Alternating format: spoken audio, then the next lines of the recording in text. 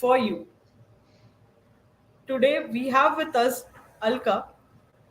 Alka is a senior manager and she's also a senior data scientist at Unilever with more than 8 years of experience in the field of data analytics, machine learning, artificial intelligence. She's also leading the AI platform initiatives at Unilever. She has been recognized at multiple forums and won several other accolades, including 40 under 40 Data Scientist by Analytics India magazine, the Emerging Leader in Data Science by the Manipal Group, Best Women Performer in AI, and many others. Along with that, she is also a published author and has a book under her name by the name of Grey. So, welcome, Alka, and thank you for joining us today for this informative session. Today, we'll be talking everything about the data industry. What is data science? What is machine learning? What is artificial intelligence? How it is being used? And what is the difference or connection between them? So, Alka, over to you now. Let us begin with having a brief introduction of yours and your journey till Unilever. Sure. Thank you so much, Ranita, for the great introduction.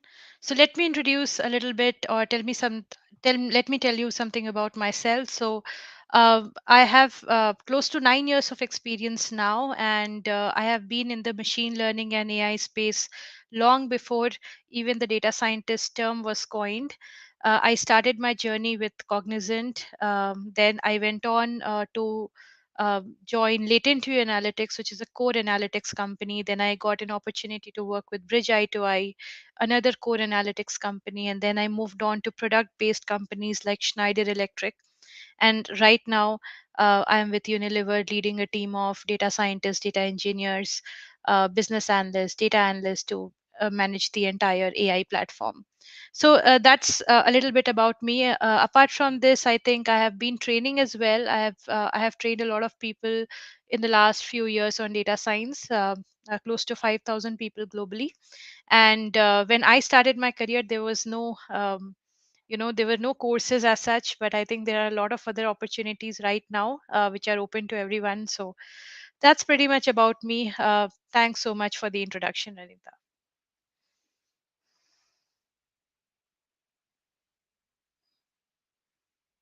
Oh, you are on mute, Ranita.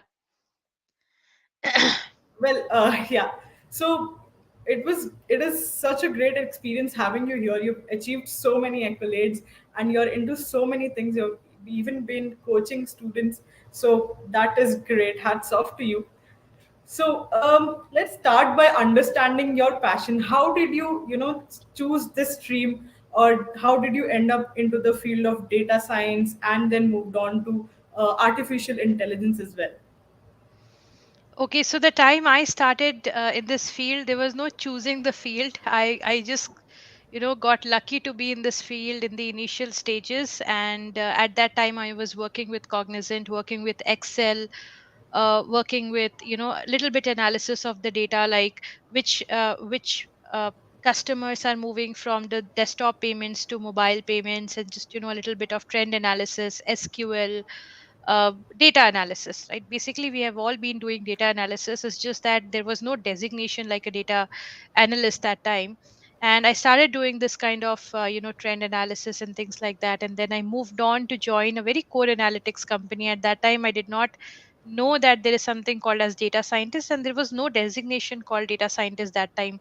In fact, we had to choose the analyst designation when we were filling something online or applying anywhere. So I started my journey that time. I would say I was very fortunate to be in the field, and that is when I came to know about your statistics, your maths related for data science. What is data science? What is machine learning? And then gradually I built my career up in AI. There was a lot of struggle initially, to be honest. There were no courses, nobody to guide us what to do, where to do, right? And we learned on the job and we learned the hard way.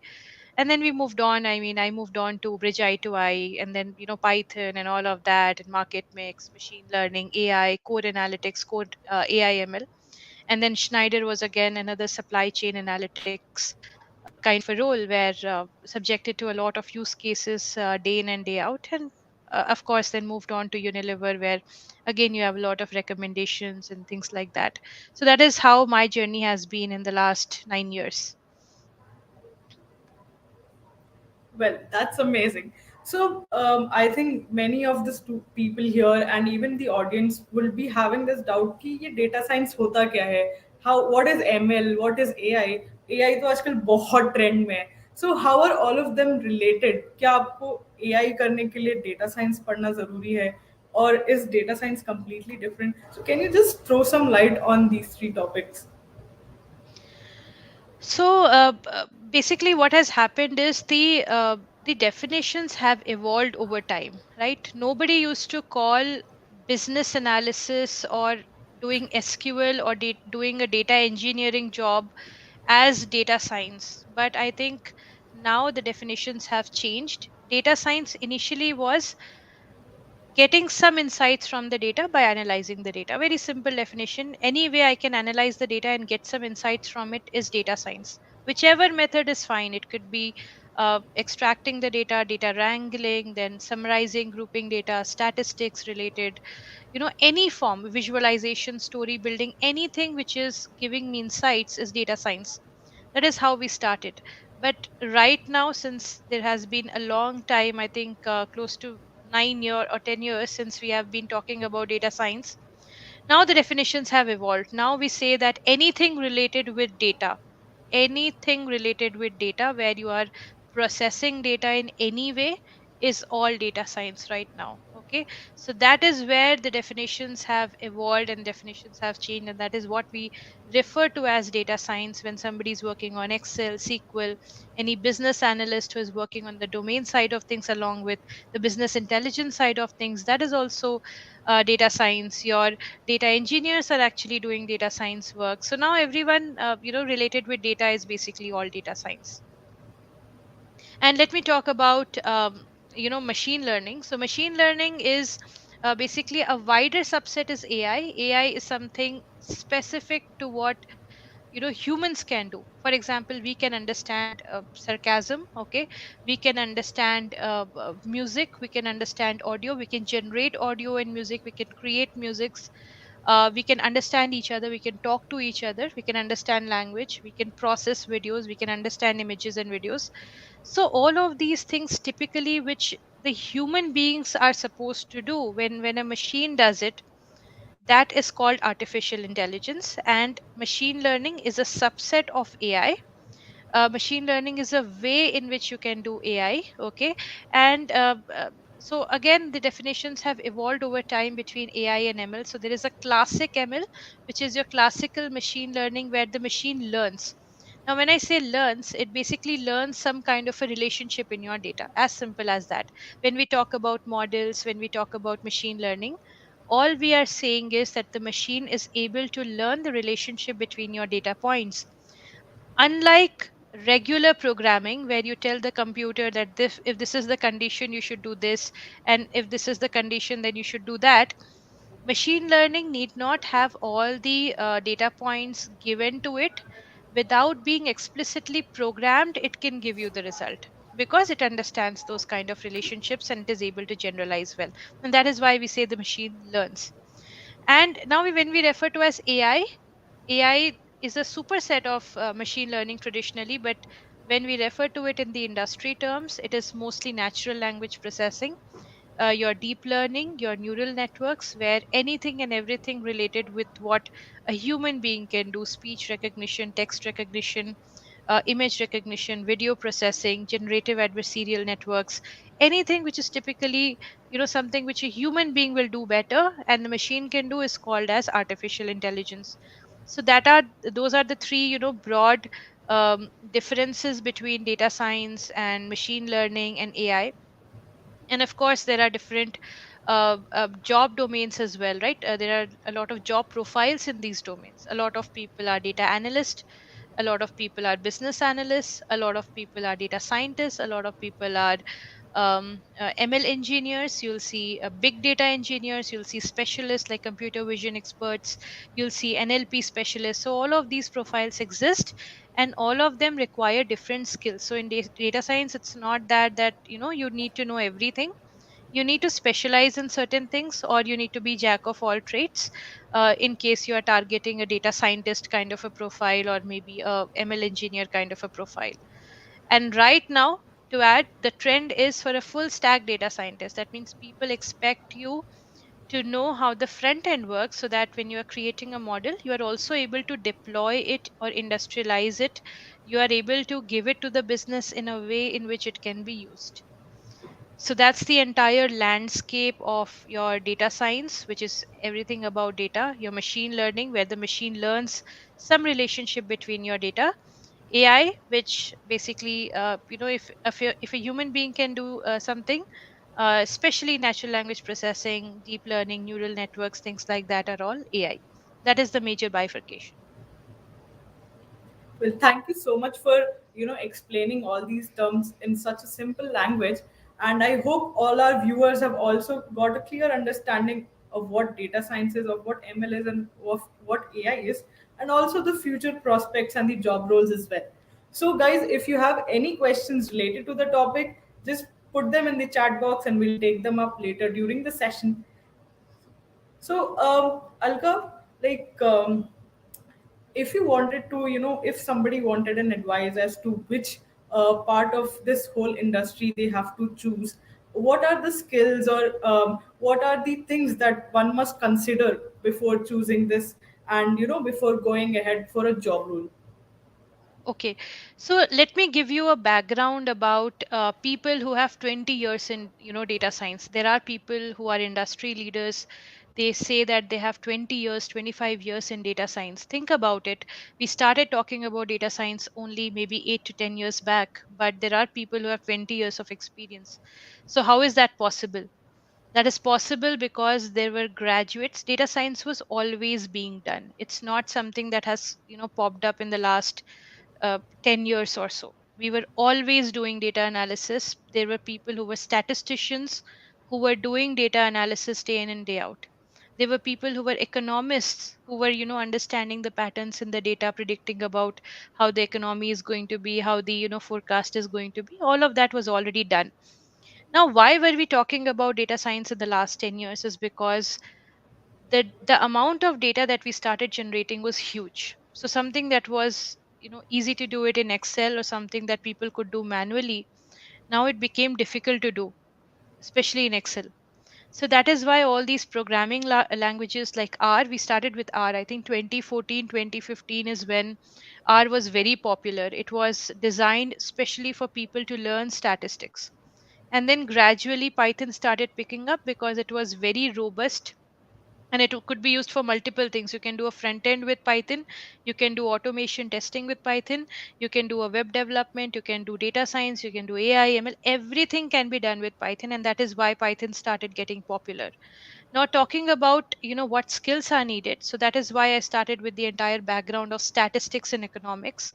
So if you are a statistics graduate or an economics graduate already, I think the business domain side and the stat side all automatically would come to you. And if you're somebody who is not from that domain, if you're a software engineer, then you would be having the benefit of understanding the technical aspect or the technical flow of things, especially when you target roles like full stack data scientist. You need to understand how the SQL works. You need to understand how the front end works, your CSS, HTML, web development, things like that. How do you connect it to a database? How do you deploy your end to end solution on a maybe Docker, Kubernetes, and things like that? Okay, so the first thing that I would recommend for a person who is starting now would be that if you have any prior background related to computer science engineering, it is good. If you have any prior background related to statistics, very good.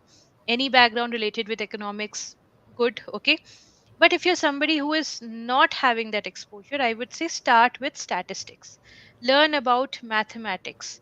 Learn about how data science works. Start with the basics, because if your basics are not strong, you will not be able to do well in the future. You will not be able to survive in the industry, because there's a lot of competition right now across different job profiles. So concentrate on the basics. Start with statistics, start with maths, your linear algebra, differentiation, integration, things like that. Then move on to understand how does data science work, and try to get your hands a little bit dirty on the data, see what patterns emerges, how you can get the insights from it. Also learn about the domain. Does it make sense to have one variable? For example, somebody could say that my BMI is of course dependent on your height and weight, right? So are you able to infer those kind of relationships? You should know that yes, my BMI is a derived variable probably from some other variable like height and weight. Are you able to infer those relationships? Can you see or analyze trends in the data? Can you analyze, if this graph is going up, there is a linear kind of a relationship between these two variables? If you have that, if you build that kind of an acumen, I think that is where you should start, and gradually you should come into machine learning side of things. Start with supervised, then unsupervised, then go on to your reinforcement learning. Then you should also know a little bit about cloud, because you are going to work on cloud, given the data size is huge these days. And then you move on to do AI. Okay, so that is the step by step procedure. Take small steps. Don't just start with neural networks directly because it is something which is trending, or don't start with generative adversarial networks, because even if you were able to do it, you will not understand it. And people, especially in the industry, look for people who are having strong basics. So always concentrate on your basics and then implement it gradually, grow yourself. So, guys, I think you have got the answers on how to begin with data science. That is by going with basics, starting from maths and statistics. So, Alka, since we were discussing about the skills that are required to, go ahead in the field of data science, are there any particular projects or tools or any such kinds of assignment that one need to go through to become a data scientist, or to have a practice of the topics that are there? Okay, so right now there are a lot of courses available in the market for data science. When I started my journey, there was nobody telling me what to do, right? And we had to learn it on our own. But right now, you have so many resources available on the internet where you can practice. The only problem is that data science is such a huge, stream of topics, and the breadth is so much, so difficult to, basically do everything right and in the right step by step structured way. And that is why I generally encourage students to take up a course, because it helps you do the entire your stats, your math, your machine learning in a very structured way. For example, if you look for an online resource and somebody says linear regression can be done with three packages in Python. One could be stats model, some place you'll see sklearn, some place you'll see scipy, and you'll get confused because it is, ultimately your linear regression. Why is somebody saying, do it with sklearn? Why is somebody saying do it with scipy? And, somebody else is saying with stats model. Those kind of things are basically resolved when you have a structured way of learning. When you know that this kind of a structure needs to be followed, these are the possible solutions or possible ways to do it, then it gives you more clarity and it builds your foundation. Otherwise, online resources of course are available. And if you want to practice, if you're somebody who is already into it and you want to practice, I think Kaggle is the best resource for it. Kaggle is a very good community where you can download data sets, see what other people have done, and then practice it. But again, my recommendation would be to go with some course, be it from in fact, Newton School also has a course on data science, AI, and ML, and you need to spend at least 6 to 9 months. Anyone who says you become a data scientist in 1 month, I don't think that is possible, because you need to cover a lot of breadth in the topics only to become a data analyst or a business analyst. Even 6 to 9 months is just a good enough way to start your career. It is not guaranteeing you that everything is covered. So that would be my recommendation. Well, thanks for that, Alka. So, coming to my next question, how important is it in the area of data science to keep learning and improving? Since you are in this field for a very long time now, do you always keep learning and acquiring new skills? Absolutely. So it is very, very important, especially anyone from the IT or tech industry. The innovation that is happening is very, very fast. And, some tomorrow new technology comes in, and if you are not aware of it, you probably will become outdated very soon. So it is even more so in data science. I mean, data science is changing by the day, if not, weeks or months. Every day there is some research or innovation which comes up, and there is something new to learn.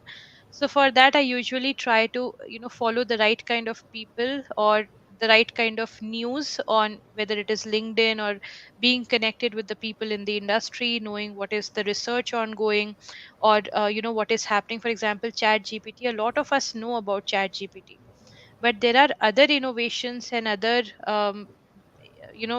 tools and technologies that are changing every day, which it's not as popular, but probably something that you should be knowing. Right. So how do you keep yourself updated? Definitely, I have to, keep learning even with so much experience. If I don't learn, then I'll become outdated very, very, soon. So you need to update yourself and you need to work very, very hard.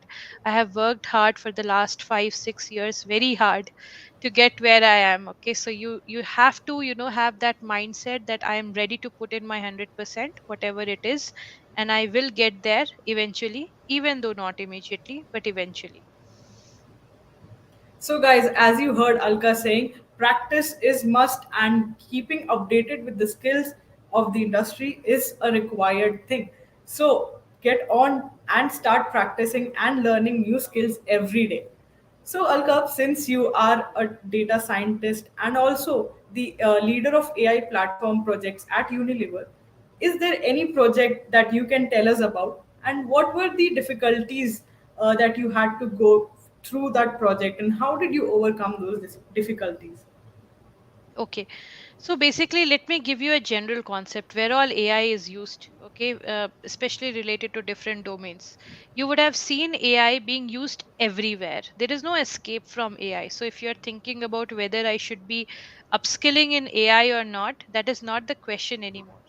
You have to upskill even if you are not trying or not planning a role in analytics or not planning a role in data science. You still have to upskill yourself for the simple reason that all of the domains across use data science in one way or another. In fact, data science is also influencing your life. Ticket pricing, right? Dynamic ticket pricing based on the demand is all AI. When you buy something from Amazon recommends you, if you're buying a phone, probably you would want a back case or you would want a screen guard. If you're buying when you are in a retail shop in an offline market or an offline store, you can see that things are arranged in a specific way, and most of the shops will keep the things in that particular way. I don't know if you have noticed that, bread is always kept with butter, and the jam is also somewhere nearby, and the muffin section or the bread section, all that sweet bread and everything is kept together along with the eggs on one side, and the milk is also very nearby. Do you think this is just by chance? No, it is not by chance. It is by design, because people know that if you're buying bread, then probably you'll buy milk or you'll buy eggs or you'll buy butter or jam, right? Because these things go together. So those type of data science, or you're basically experiencing it every part, or probably 10 times in a day. When you buy from Mintra, you get recommendations that, if you like this brand, here are other things from the same brand. If you like Netflix, you are being recommended, and if you use the feature of a thumbs up, basically giving the feedback to Netflix that, you like this kind of a movie or you like this kind of a series, it will give you those type of recommendations which you would even like more, because it will give you those relevant recommendations which is good for you. Any type of marketing that you do, in fact, if you search for a course on data science, you will get 10 different companies or 10 different people who are offering courses, right? Because everything that you search, everything about you is now no more private, it's all public, right? Because you are giving your information to the internet, and it's for the good. Not everything is bad, sometimes it's good, because if you are a maybe a working professional, you would not want to see, how can I buy a teenage backpack or teenage related stuff, and you want to get relevant recommendations for you. So it makes sense at some point. But yes, I think in the industry there is a lot of talk about privacy as well. How do we get the data? So this is the challenge that I was basically highlighting. These are the types of use cases that you can possibly come across. What to sell, where to sell. If there is a company where I have five different marketing channels where I want to spend my money, I want to understand which marketing channel will give me the best ROI so that I can spend more money over there, isn't it? So all of these can be done with data science. There are multiple use cases. The challenge is sometimes the data is not available, which is good quality data, or sometimes the data is available in silos. You'll have to figure out how do I make sense of all of these data, which is very unstructured. Some data is very uh, dirty. How do I pre-process it? How do I make sense out of it? Can I get additional data variables which can explain what I want to explain, right? So those kind of challenges will happen, but other than that, I think right now another challenge is to scale it up. So you can easily do one solution over here in your notebook, but then how do you run it at scale? How do you run it for maybe 25 different countries? How do you run it for maybe 25 other parallel processes? Right, to scale it up is a very big challenge. Governance is another challenge. So these are some of the things, especially when your data science models are taking a lot of computation. How do you make sure that you are able to run your models at a faster time? Because cloud can solve the problem of storage, but then again you have to make sure that your models are running fast. You can't wait for like 2 days for your models to run, which can happen, especially when you're working with big data. So how do you reduce that particular time? How do you scale your models? How do you parallelize your models? All of that is currently a challenge of data science industry, and in general what we usually face in day to day life. Yes. So according to that, I can understand that data is everywhere. It is hiding in plain sight, and the data scientists or everybody who's associated with the data industry is making those designs and patterns. So, guys, if you are into such kinds of fields and if these intrigue you, then data science is a go for you. So, Alka, initially in the conversation, you were telling that when you started, there was no guidance for data science. There was no separate stream as such of data scientist or ML or AI, anything like that. So, how did you go through that phase? And right now, or maybe in your journey, did you have any mentor or coach that you would look up to? Yeah. So, as I mentioned, when I started, I did not know about what to study, what to expect, and I started. I had no clue about what p-value is or what hypothesis testing is. I was coming from a computer science background with no knowledge of statistics. So I started with that, and there were people who were very patient with me. Some of the people were very patient with me, and they let me learn at my own pace. But then there were also people who were not that patient, and they were expecting things to be faster. And I struggled for a bit in the initial days because I had no clue of what I was doing. But gradually, as in when you start practicing, when you start learning, when you start looking at things, I think these things fall into place. So I would say, initially it could be difficult, but you have to just not quit. That is the takeaway that I had from my 9 years of experience, that whatever it is, just don't quit. You need to understand, even if something is not working out, you should understand how to go about it. What can you do better? Okay, take help if required. Okay, because my time there was no courses, but if given a chance, would have I taken one? Of course I would have, because that would have given me a very structured learning. The learning time for a person who is taking up a course, probably which is 1 year, becomes at least 3 years for a person, or 3 to 4 years consistently for a person who doesn't take up a course. So that is the difference, that a structured learning brings. And that is why probably I would recommend to everyone that follow a structured approach. During my time, there was nothing like that, but you're having that opportunity, so take up courses, do it quickly. If you want to transition, but if you want to apply it in your own field, you should apply, because there are no roles where data science knowledge is not required right now. Everyone needs data science. Your product managers need it. Your managers are no more only functional people, they are technical people now. You all have techno functional people in the leaders domain. Okay, so even when you go up in the ladder, be it HR analytics, be it supply chain, be it customer development, be it e-commerce retail, be it aviation industry, be it railways, right? Everyone and anyone should have knowledge about basic data science. That is how your current, the industries, otherwise you'll become very outdated very, very soon. Well, that was great. So, Alka, another question that I have is looking into the current trends of data science, ML, AI. Where do you think all these industries are headed, and how is it going to impact us or the businesses that are evolving right now? Okay, so different companies right now are in different stages of adopting AI. Okay, AI is not something which is just one button push and you are on AI. It's not like that. It's a journey. When a organization or even you as an individual will start learning, you will start with the descriptive analytics first. So people will generally start with a lot of dashboarding, reporting, and things like that, describing things about what is happening actually, and then they will move on to basically do predictive analytics. That means, can I predict beforehand that something is going to happen? That means, can I predict that this machine is going to fail? Can I predict that this particular person is probably going to have diabetes? Think about an insurance company, especially, they have a big stake at this.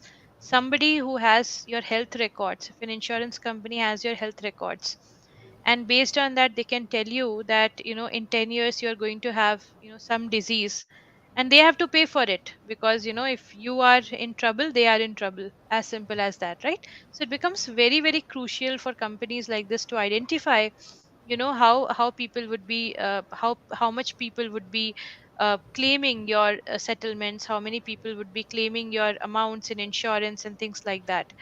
So I think all of this is very important. I forgot your question. What was your question? So, the Where is question it was going to going? be Where like, is it where going? is Yeah. it going? Yeah. So descriptive, then predictive, and then you have prescriptive. That means you have a set of solutions. You're launching a new product. How do you know which one, which what is the right price of that product? Or for example, how does Uber know what is the best route to reach you? So then you move from descriptive to predictive to prescriptive, and then advanced stages, like you have large language models, where you develop your own chatbots. You can get everything at a just by typing a few sentences, or people who are already virtualizing the entire thing, and you can do many, many, many such things. But it's always a gradual process, and a lot of companies are still in the adopting stage. They are not fully there. The only reason being that ML ops is currently being implemented in a lot of organizations. It is not completely fully mature enough. Companies who have done your POCs, companies who have already done AI use cases, are figuring out how to scale their operations.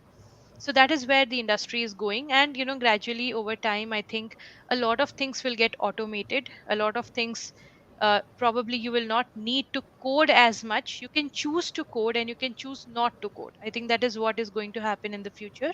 So you don't have to worry about, I don't know Python, or I don't know any coding language, should I do data science or not? That is not a question at all, because whether you are a proficient coder or whether you are not a proficient coder, gradually I think everything will become coding plus non coding. It will become drag and drop. It will become a lot more GUI based applications and things. So nobody knows Chat GPT, but still people can use it, isn't it? It's that intuitive. So AI is also going to become something like that, and it will work at a higher scale than what it is being currently used, and all the companies will be on the same more advanced stages of using AI and machine learning in the future, at least in the coming 10 years. All right. So let's go ahead with some questions from our audience. So I've seen one question popping up a lot many times, like how can they start or when is the right time to start? Some people had written that they are in second semester, eighth semester. So what is the right time to start? So there is no right time to start when you figure out that, when you realize that when you're asking this question, I think that is the right time to start. When you come to know that this is going to be the future, when you know that this is going to be in the next 10 years, I would suggest that you start now, because it will take you some time to get adjusted to what data science covers and what all aspects of data science you must know. And it will also help you figure out what is your interest. So data science is also wide. There is data engineering side of things. The people who are very passionate about data warehousing, databases, are mostly in the big data engineering side of things. Then people who are very curious about the business, and they can also apply those business insights along with their statistical, and they have very good storytelling skills, they can be business analyst, excellent business analyst. Somebody who is very good at coding and research and those kind of things, they can be data scientists or ML engineers.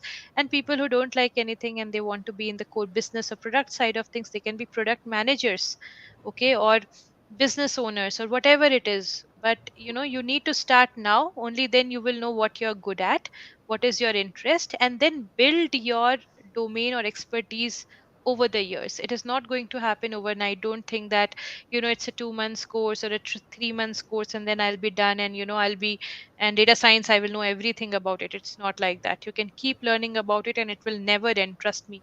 Only with a simple algorithm, which is linear regression, people spend 5 years PhD on it.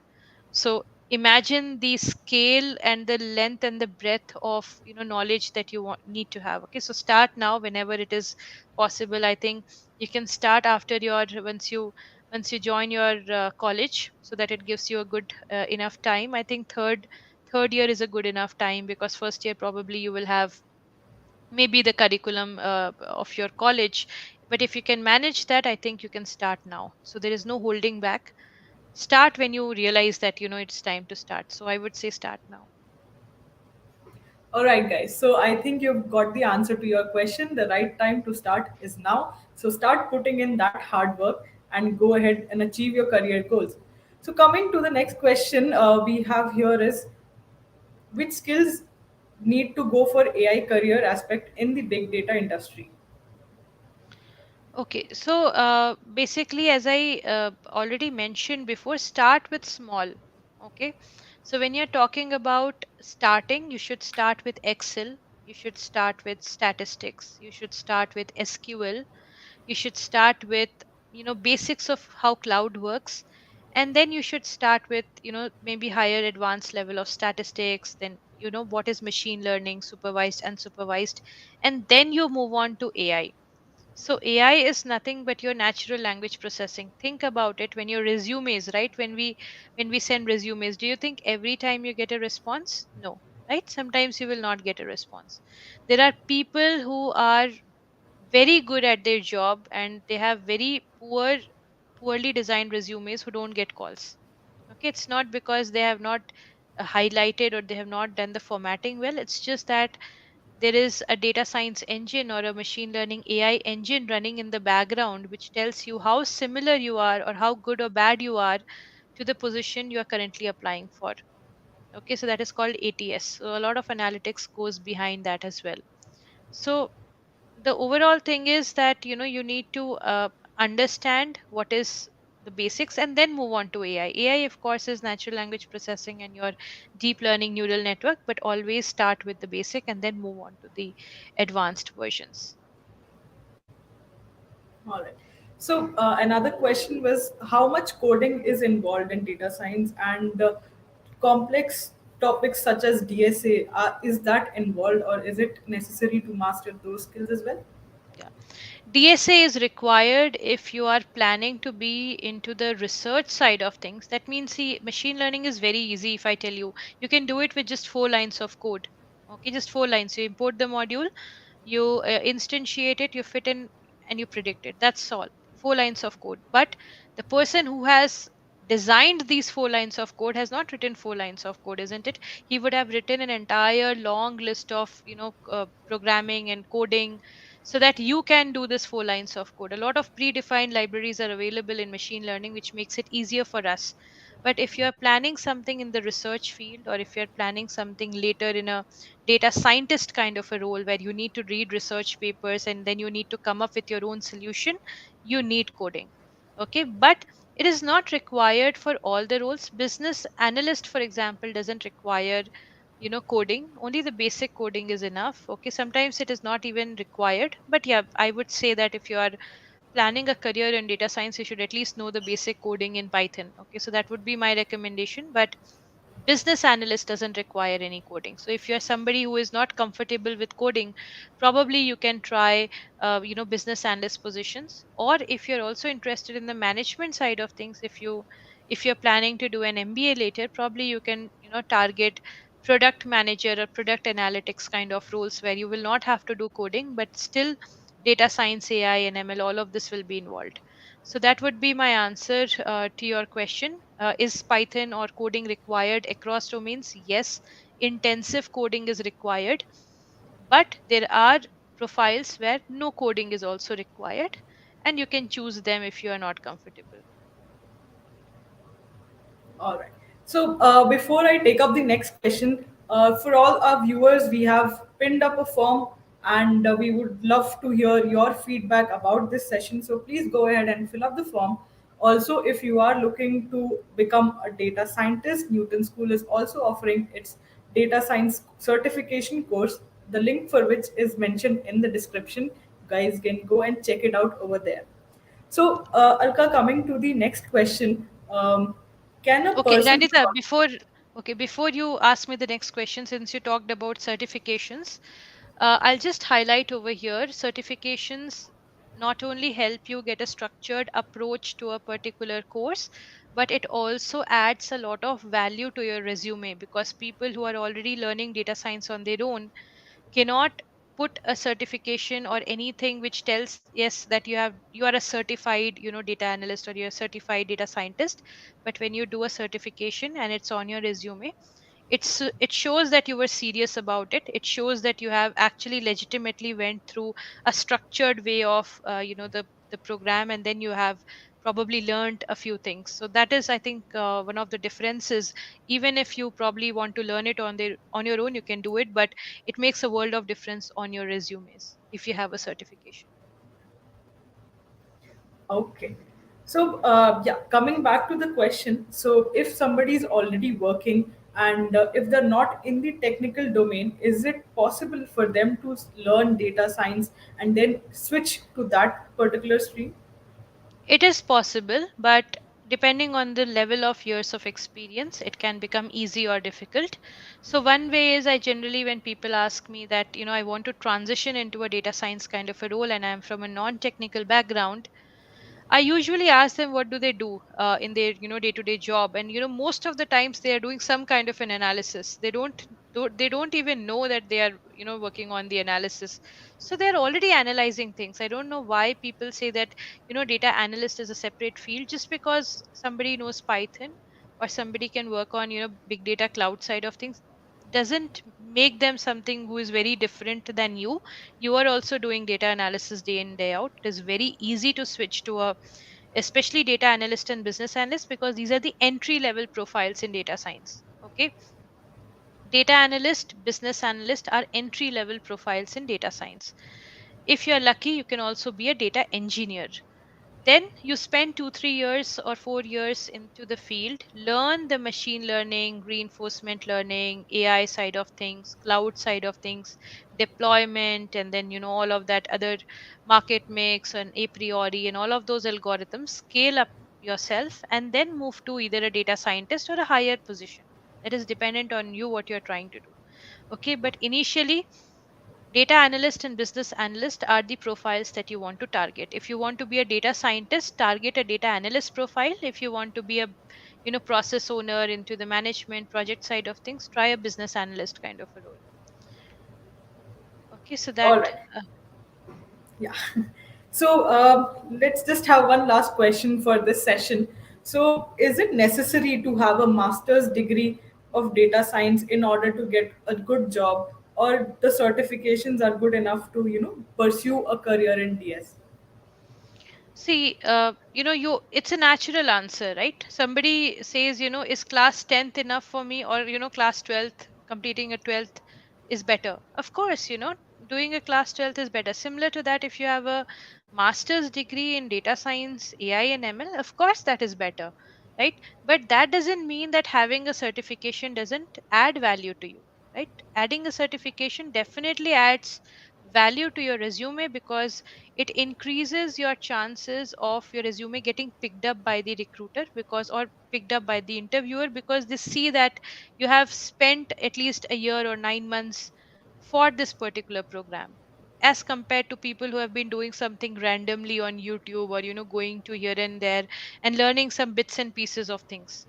Okay, so definitely certification is having a good value, but of course masters will always be better. So if you have the opportunity, then definitely go for it. All right. So thank you so much, Alka, for taking out the time and having this session for us and sharing your knowledge and valuable insights with all our viewers. And to all the viewers as well, thank you for joining us in the session. And don't forget to leave a feedback of the session. And if you are interested in pursuing a data science course, please go to the description and you'll find a link to register for our data science course over there. Thanks again, Alka, and hope you had fun doing this. Yeah, absolutely. It was a pleasure interacting with people, and you can always reach out to Newton School. I have looked at the curriculum. It is very intensive. It is basically covering everything. So you get a lot of mentored sessions, you get a lot of live sessions. So you are basically covered. So if you want to explore their courses, I would definitely recommend.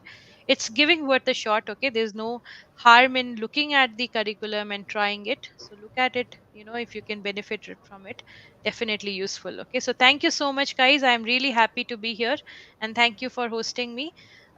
If there are any issues or if you have any concerns, any questions, do reach out to Newton School or you can reach out to me on LinkedIn as well. Thank you so much. Thank you so much. Bye bye, guys. Thank you.